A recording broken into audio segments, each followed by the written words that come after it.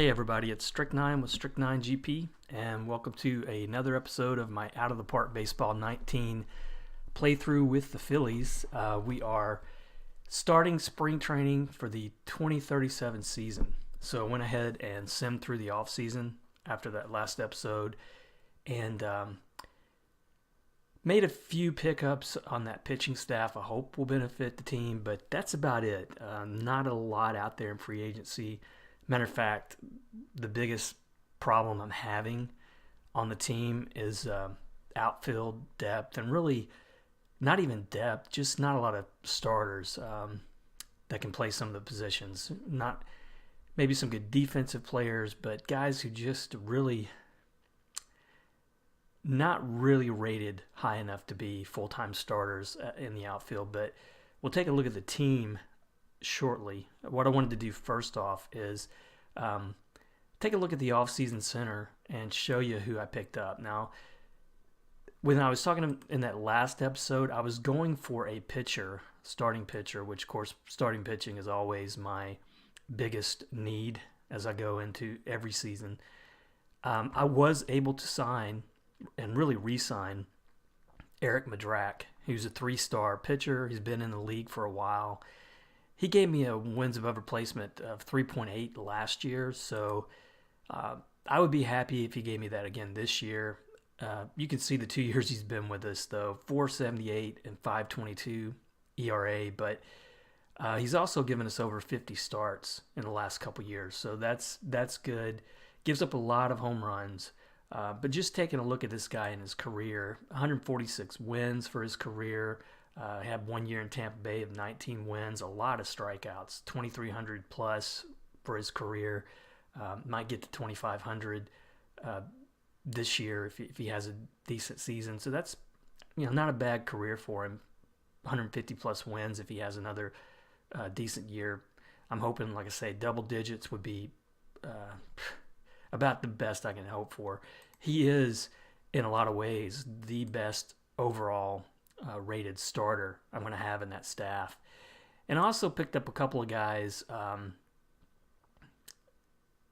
for the bullpen just to round it out. Ken Transu, another 3-star, and I went on a little bit of a long, detailed kind of explanation on how I've come to change my mind on the ratings. I mean, I'm kind of looking at this point 3 stars and above. I've pretty much gone away from trying to pick up 4 and 5-star guys either in free agency or trades because they're so rare to find with this newer version of Out of the Park Baseball. But I thought this guy had some really good stuff. He's just a 2-pitch pitcher. He's been the closer for Atlanta the last couple of seasons, looks like, and San Diego there too.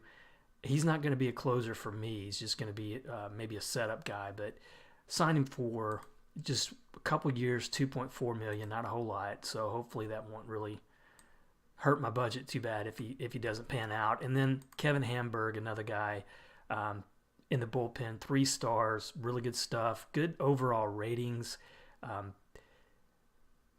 His individual numbers haven't been all that great for the most part in the majors.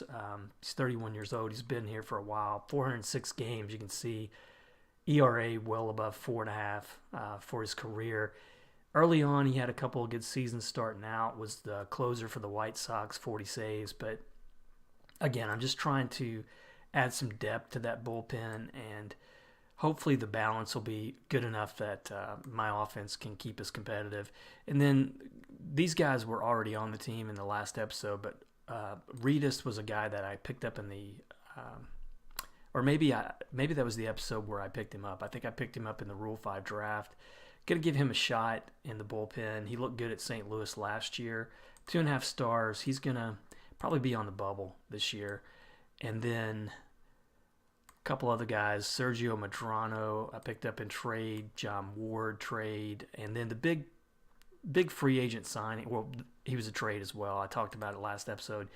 This guy's 5-star. The best overall offensive player on my team, coming off a really good productive season and has had a good career with the Angels for the most part, especially these last 4 years.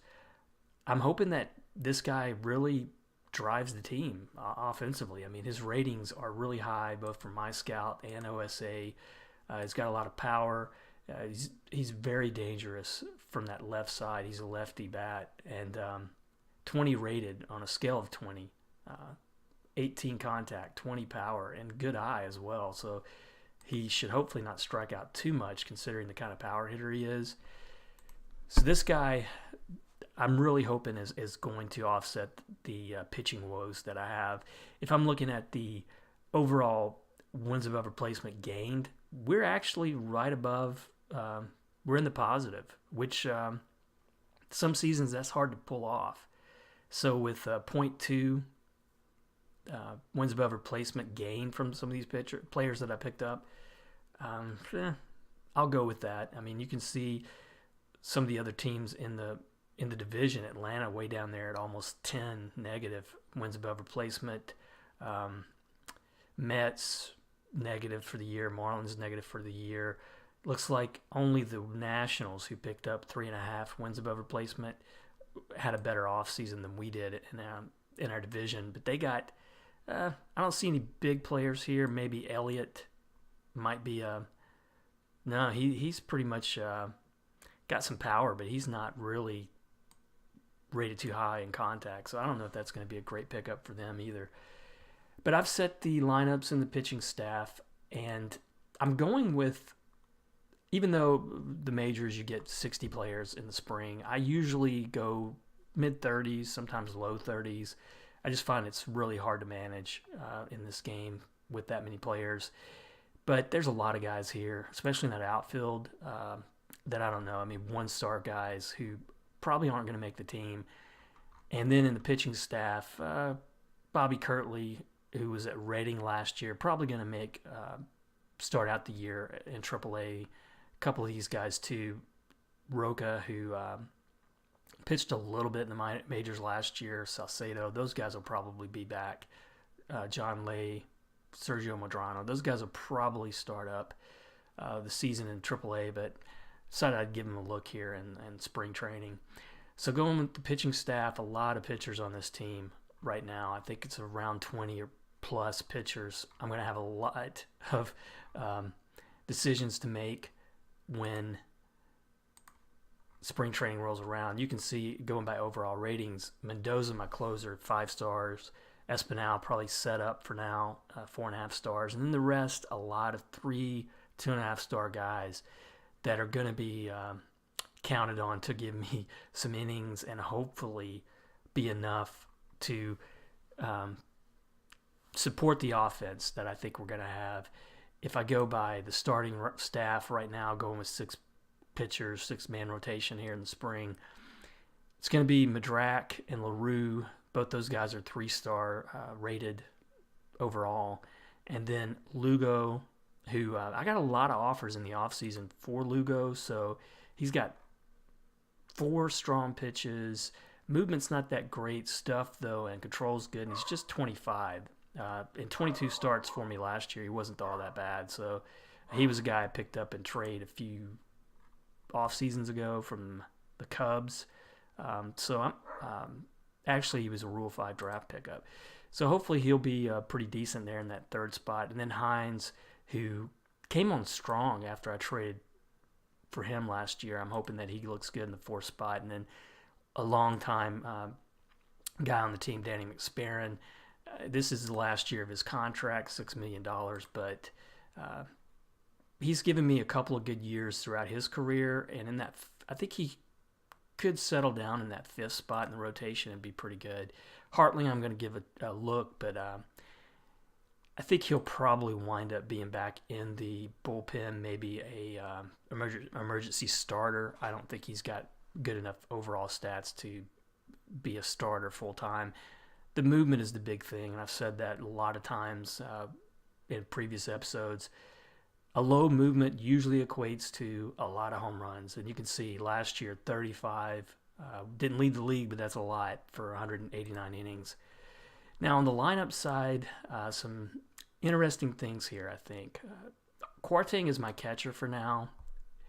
But one thing I don't like about Quartang, he's an all-star, former all-star in 2035. Decent overall offense for the most part. I mean, he's not got good power, nothing to really write home about. But the thing that I don't like about him, his arm is really low. So I'm giving Ian Norman, even though he's my top prospect, 5-star overall. He has never played above AA. He's more than likely going to be in AAA at the start of the season, but I wanted to give him a look. And I think Bess, who you could see he's 2.5 stars overall right now, not as good as Quartang, but he's got a better arm, pretty decent catching ability, and he's got a 3.5-star potential. So I'm going to give this guy a look, a little bit of a look anyway, in the in spring training. He might be somebody that I can trade if Norman pans out and if Norman shows that he's ready for at least backup catcher duties this season. Now, Gordon's going to be the starter at first. Tried to trade Cochran in the offseason. Didn't get any really good takers for him. He's a good offensive player, got some really good ratings, just 24 years old, had a great rookie season, was probably top 5 in Rookie of the Year voting. But he's not long-term. He's not going to be a long-term solution at first. He's rated low. One of the things about Gordon, he is going to be potentially opting out of his contract after this season. So I decided maybe it would be best at this point to hang on to Cochran for now. And then the rest of the lineup is going to be similar to what it was last year. Koopman, Lohman at third, who until Gordon came around was probably my best overall offensive player.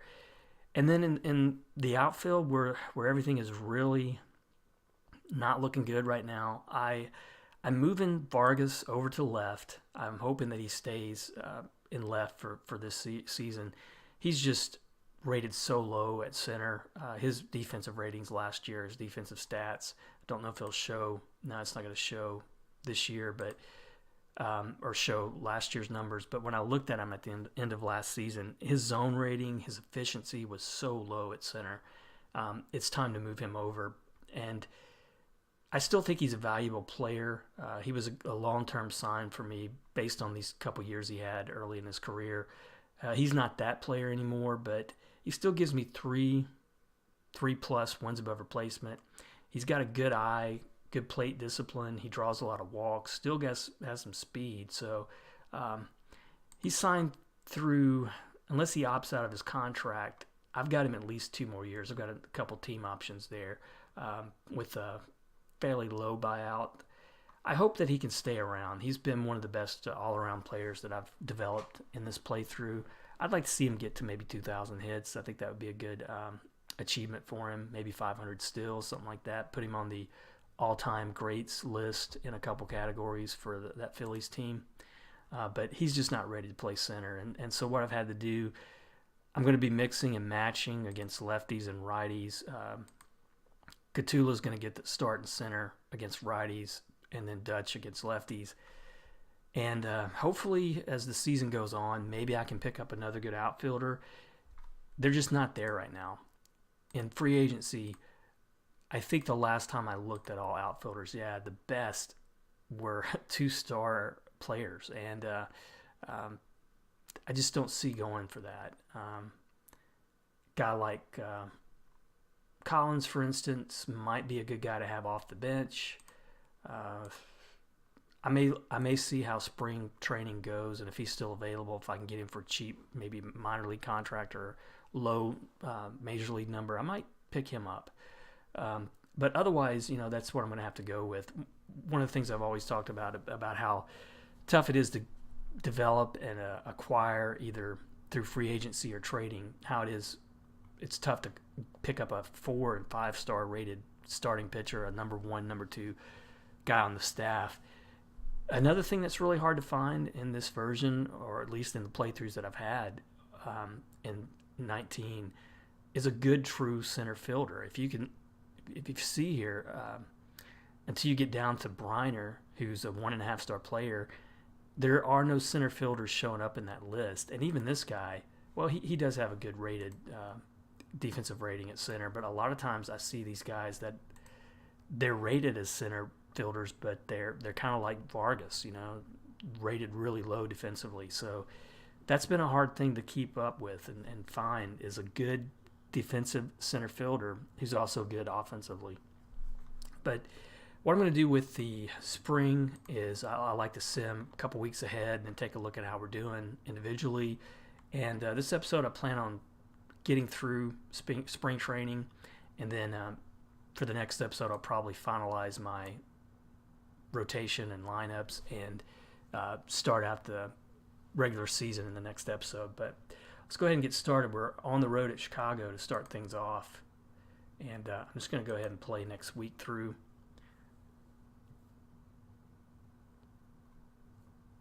And not sure what this message would be. I don't think I have any free agent offers out right now. And now I get a lot of these. If you've been watching this playthrough, you'll see a lot of these. Would you be interested in this guy? But when you try to trade for him, nothing happens.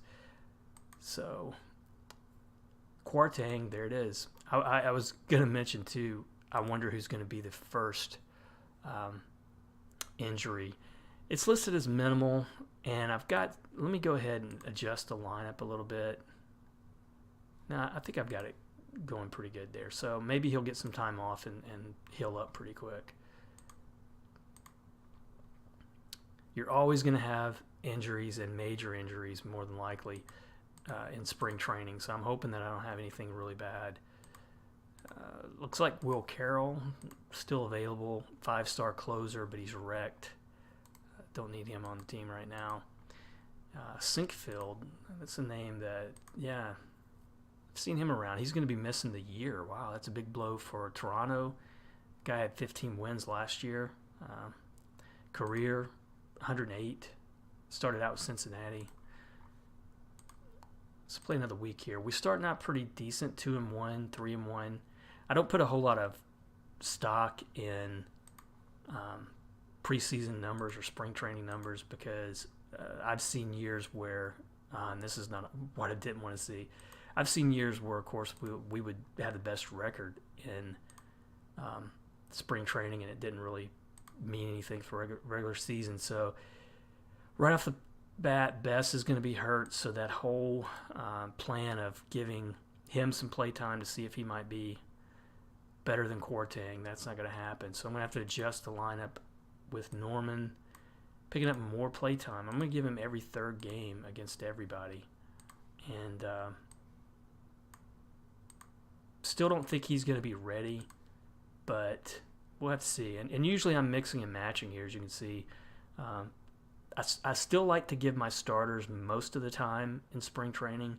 I know you run the risk of injuries that way, but I don't know.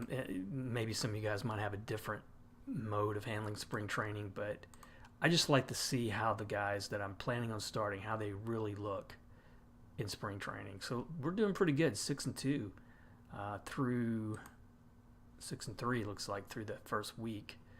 Big blow for Miami, Juan Molinar, but only a day-to-day injury. Another interested in, but we've got a trade proposal here from New York for the Mets, and they were wanting Kwarteng. So I think this guy has some trade value. I really do. If I'm looking at just what I usually like to do is shop a player around to see what kind of interest I get. I'm pretty big on the one-on-one trades. I don't do a lot of multiplayer trades. Wow, there's right off the bat, I am seeing some really good options here for pitching. And I mean, what I like to see, guys who are early in their career, like Gagne, who is fragile, but 3 stars, can be a starter. He's rated as reliever right now, but look at this guy, Aiden Pinfield, who borderline starter, but rated at 4 stars right now. Wow. Don't like his control too much, but he could really be a big bullpen help for us. Wassum is injured, so not a 3-star starter with, wow, really movement and control not that great, but his individual pitches, 5 strong pitches there. He's been a starter with Milwaukee. Free agent after this year, though. Pretty good at shortstop, but Jake Boyd, decent option there. Dusty Kuhn, another decent option at short. But what I would really be interested in for Kwarteng is a good outfielder. Randy Gibbs, nah, not so much. Some good pitching, although I don't like his personality rating. Some good pitching offers out there for Kwarteng and shortstop. Dave Corbin, guy's been in the league for a while and rated pretty highly. Don't like his individual or personality ratings though. And finally, one center fielder who's defensively very strong, but man, offensively not rated all that highly.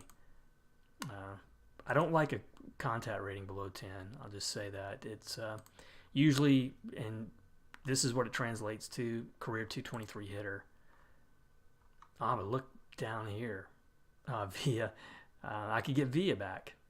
This guy, if he could stay healthy, is one heck of an offensive player. And personality, just one of the best you're going to find. I just don't want to risk that. But this guy, good left fielder, but I don't know what I would do with Vargas at that point. Mario Lassane in left. He's got some good individual ratings, can play the corners pretty good, but he's wrecked.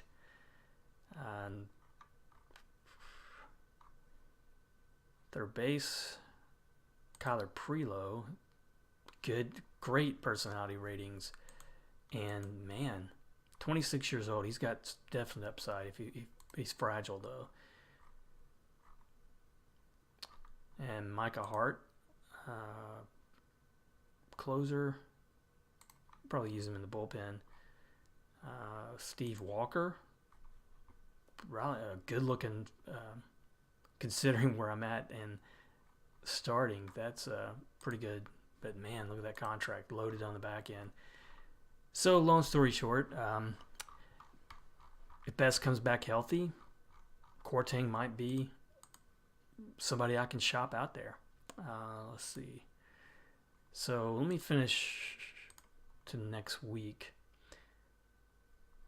So we are 7-3 through 10 games, tied for the best record in the National League. See if we got any spring batting leaders. Pretty early to tell that. Koopman leading in at-bats. But let me take a look just to see what these guys are doing so far in spring. So Hartling looking good. Lugo, sore elbow, but hopefully he bounces back. Madrak, 2 very strong starts from him. McSparran, 2 strong starts. Some guys in the bullpen. Some zeros. Some other guys, just not enough time really to show what they're doing. And then for batting, Kwarteng hitting 500, looking good. Ian Norman just hitting 111. He's not ready for it. But man, look at Josh Gordon, 346. Koopman looking good. Vargas struggling. Hopefully that's not because of the move. But that offense or that outfield going to be a big problem, I think, as the year goes on. If I don't pick up somebody to help me out. Now Skylar Dutch, even bigger problem. Losing Skylar Dutch for 6 weeks, and he was going to be a starter against lefties. So now I'm going to have to move things around. Aguirre, I didn't talk about. This guy, I really like his. I like his chances to make the team, either as a backup or potentially a starter. He's 2.5-star potential for my scout, but he has performed at every level he's been at. A couple years ago in Clearwater High A, 6.0 wins above replacement. I'm going to give him, he's just not rated high enough, but I'm going to give him some opportunity here. And let's see. So I'll probably move Singal up. Got to find somebody who's got some speed there.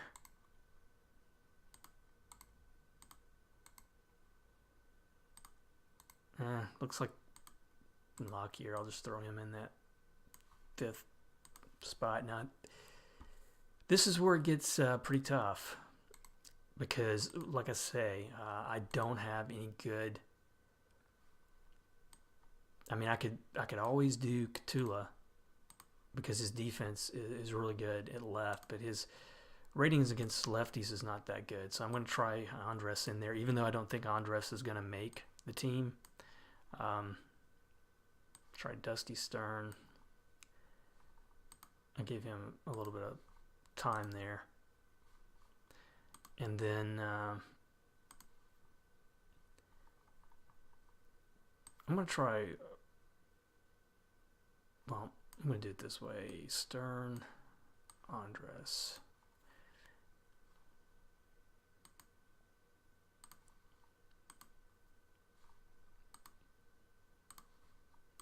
And then last thing, Andres again, center.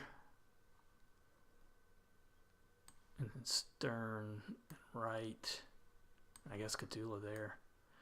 So we'll see how that shapes up.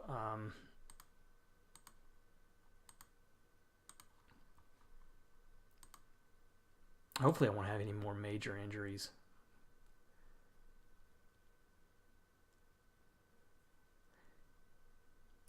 Skylar Dutch is somebody who's always been pretty much a backup player, but he can play multiple positions pretty strong, and I've always liked having him off the bench.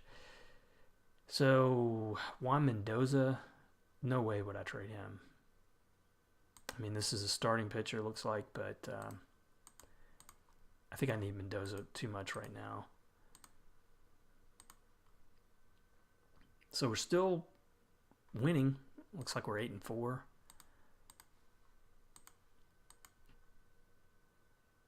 9-4. Another trade proposal from Toronto, a catcher, 4-star catcher.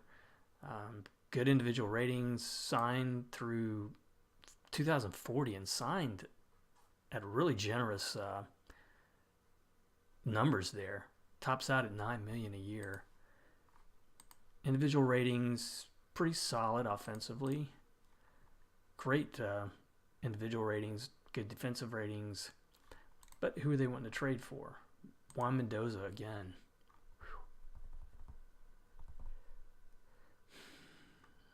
I just think I want to keep him in there for right now. And, of course, Norman, I want to give Norman some chance to win that starting catching job. I'm not really ready to give up on him. I mean, he's the best prospect I have. Atlanta would trade me a catcher. Ron Nichols, another decent offensive catcher, but not going to get rid of Mendoza. And so now, almost through this next week, and trade proposal. Man, people really want Mendoza right now. Yeah, don't like that personality rating. I think he would be toxic to the team. I definitely pay attention to that. I think you can't. I don't think you can pay attention to that too much, honestly. I've seen so many teams that I've run in this game just fall apart with 1 or 2 bad apples on the roster. All right, so we're still holding our own, 10-6. Play through another week and then look and see how we're doing. But man, those trade proposals and a lot of catchers. Sean Hicks for Koopman. Not a very good catcher arm. And Koopman, I think right now, means a little bit too much more. Even though he's rated low, I like his offense. I'm going to keep him as a starter at second for sure this year. So how are we looking? I think we're still doing pretty good.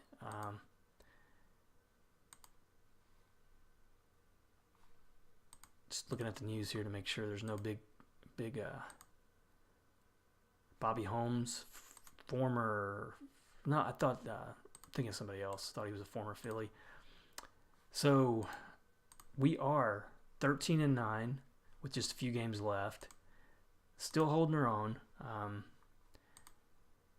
Look at some of the guys here who are starting out strong for me. Kurt Hines is injured for about a week minimal. He hasn't looked too good in this preseason, but Hartling has looked good in the rotation. LaRue has looked really good. Lugo looked good. Madrak, McSparron. So it's going to come down to probably Hartland and Hines in terms of who's going to get that last spot, because I think McSparron's going to be there regardless. It's just going to be a factor of where he's going to fit, 4th or 5th. And then looking at the bullpen, some guys, Eric Furlong, probably going to be a good guy to have. He's a lefty, can start if I need to. Espinal hasn't pitched a lot but looks pretty good. And then those guys that I picked up, Reedus, looking good. John Ward, a guy I got in a trade, I believe, in the offseason, or Rule 5 draft, looking pretty good. Kirtley is going to be back in AAA, but he's looked good. So is Mendoza. And Hamburg, not too great. And then who was the other guy I picked up? It was Hamburg and Transu. Neither one of those guys are looked too good.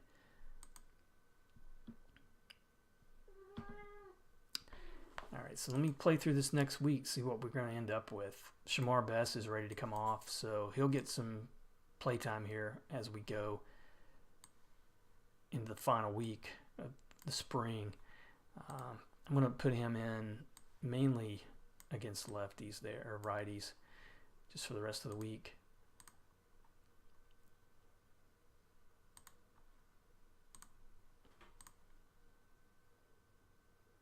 (14-10), 15-10. So we got 3 games left, it looks like, for the spring. We're 15-10. Let's see what we can do here.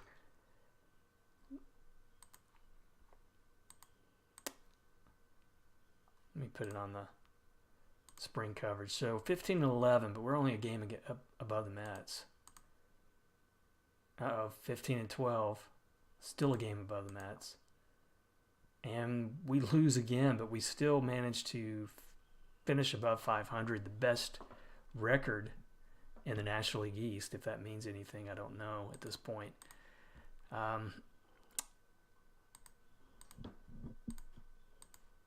So thankfully, no more major injuries. Looking at the rest of the league, boy, that East was competitive in the spring. Cubs, Milwaukee looked good. And Central was competitive. 4 teams above 500. And then Diamondbacks looking strong.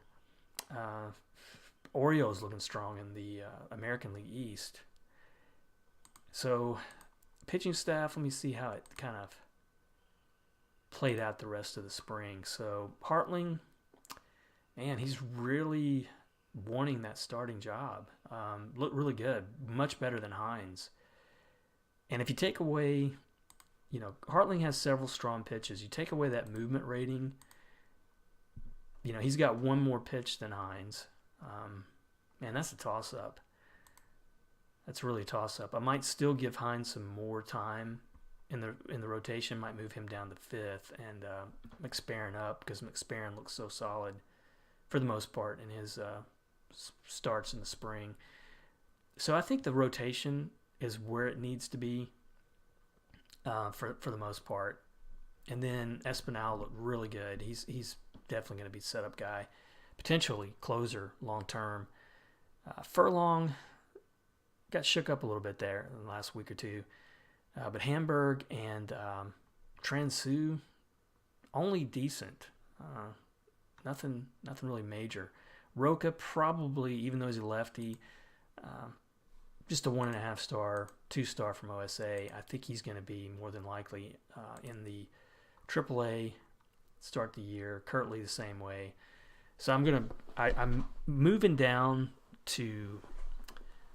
I usually go with a 12-man staff and then 13 position players. So I got a lot of weeding out to do here, but I'll do that offline.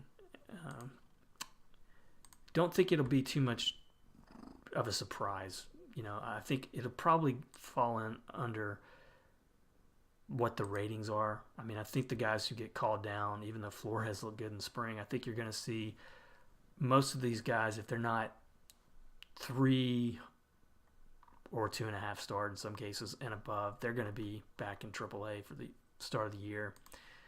Now on the lineup side, let's see. Quartang looked really solid. 3.5 star rated right now. Just wish his arm would get better or a little bit stronger. Norman, not there yet. I'm going to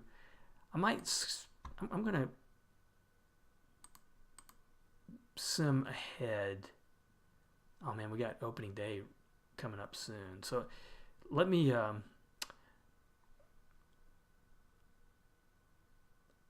just going to go ahead and move him to AAA to start things off.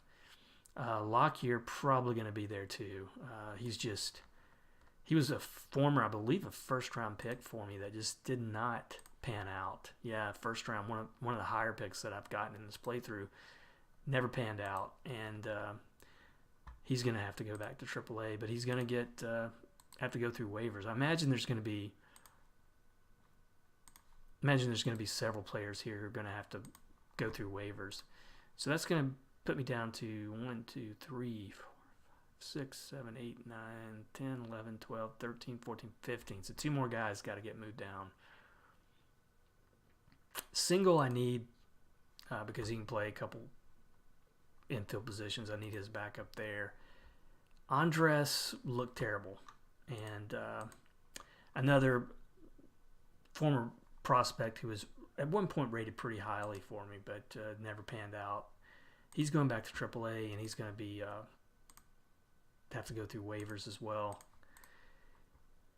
So that's going to leave Aguirre. Man, Vargas really stunk it up in spring. Cordray, only a 1-star player. Defensively, not that great. I do love his individual ratings, though. He was a September call-up last year, and look at the numbers, 379. Looked good in AAA and AA as well. This guy's just not ready for the majors. But sometimes, especially if it's a bench player, you can put a guy like this out there who has good individual ratings and minimal plate time, maybe 100, 150 at-bats, they produce. I think at this point, I'd rather, same as I'm doing with Norman, I'd rather give Aguirre some time in AAA. So that'll be how I go offensively. Some holes here for sure. We'll see too how a lot of times in that last,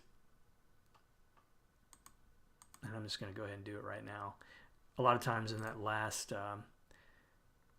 day of the season, you'll see some guys showing up on the waiver wire.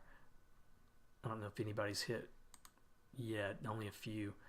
But I wanted to look real quick on the player development update. So Kirtley had a bad spring. Didn't develop all that well. And he's going to go down to AAA anyway. Kurt Hines, Chris Bunker, who has been... don't know if I can give him a spot in the bullpen this year either. Quartang now, 14 contact, 3.5-star player. Shamar Bess went up as well, potential 3.5-star player. Josh Gordon, his power overall went up. J.D. Cochran went up. I may need to try to trade him again. Swan, 4-star player now. That was a great pickup for me. Catula, speed improved. Ian Norman did improve some individual ratings. Still just 1-star overall, so he's not ready yet. But Aguirre improved. I think Aguirre, depends on how he starts out AAA, may be on this team pretty soon. Might even have a starting spot, at least in maybe a platoon situation at right. Looks like these are some guys in the minors. So some pretty good movement there from a lot of key players on this team in terms of development. So now I just got to make the last of these moves. I've got 9 more pitchers to move down to the majors or to the minors. Corral, he's not going to make it. Man, another guy's going to have to go through waivers.